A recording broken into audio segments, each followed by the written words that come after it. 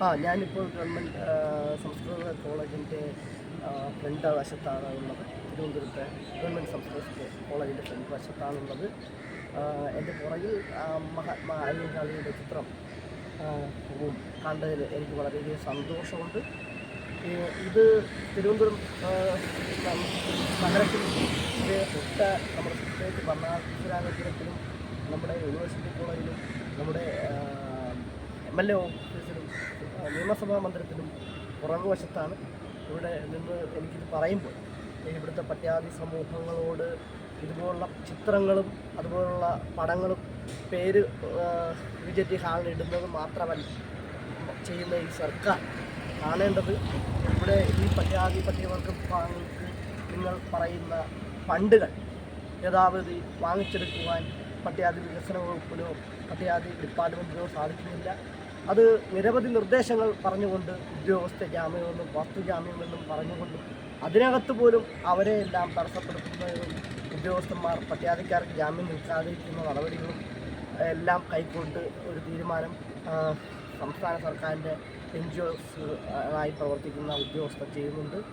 അതുപോലെ തന്നെ വസ്തുജാമ്യം നിലവിൽ 4 സെൻറ്റിലും 3 സെൻറ്റിലും 2 സെൻറ്റിലുമൊക്കെ കഴിഞ്ഞുകൊണ്ടിരിക്കുന്ന പട്യാദി സമൂഹങ്ങൾക്ക് എങ്ങനെയാണ് അവർക്ക് ഗവൺമെൻറ് സർക്കുലർ പ്രകാരം 5 സെൻറ്റ് സ്ഥലത്തിൻ്റെ ഇത് ഈടായിട്ട് കൊടുത്തുകൊണ്ട് ഇത്രയും കാര്യങ്ങൾ ചെയ്യുന്നത്?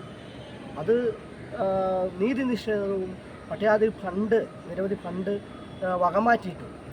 നമുക്കറിയാം, കേരള സംസ്ഥാനം കോവിഡ് വന്നപ്പോൾ പട്യാദിക്കാരുടെ ആയിരക്കണക്കിന് കോടി രൂപ എടുത്ത് വക ചെലവഴിച്ചുകൊണ്ട് ഈ കേരള സംസ്ഥാനത്തിലെ ഓരോ പൗരന്മാരുടെയും ചികിത്സാ ചെലവിന് വേണ്ടി എടുത്തിട്ട് ആ പൈസ തിരിച്ചടക്കുവാൻ ഈ സംസ്ഥാന സർക്കാരിന് കഴിയും.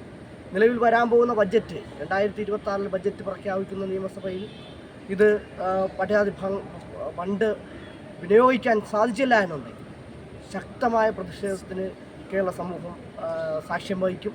അത് ജനങ്ങളുടെ പിന്തുണ നേടിക്കൊണ്ട് ഗ്രാമസ്നേഹി ന്യൂസ് റിപ്പോർട്ടറും അതുപോലെ തന്നെ ഞങ്ങളെല്ലാവരും ഈ രംഗത്ത് വരും.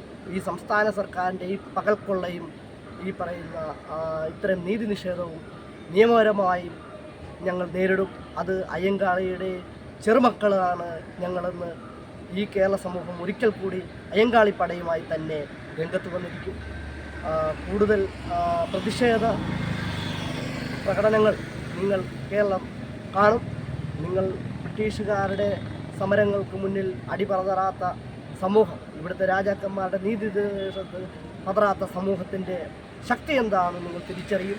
ആ കാലം അതിന് സാക്ഷ്യം വഹിക്കാൻ പോവുകയാണ്. ഇപ്പോൾ നിങ്ങൾ പാസ്സാക്കാൻ പോകുന്ന ബഡ്ജറ്റ് ഫ്രീ ചർച്ചയെന്ന് പറഞ്ഞ് നിങ്ങൾ നടപ്പാക്കിയിട്ട് പട്യാദി വിഭാഗങ്ങളെയോ അവരുടെ പ്രശ്നങ്ങൾ കേൾക്കാനോ നിങ്ങൾ ശ്രമിച്ചിട്ടില്ല. അതിന് സോഷ്യൽ ഇക്വാലിറ്റി ആർമിയും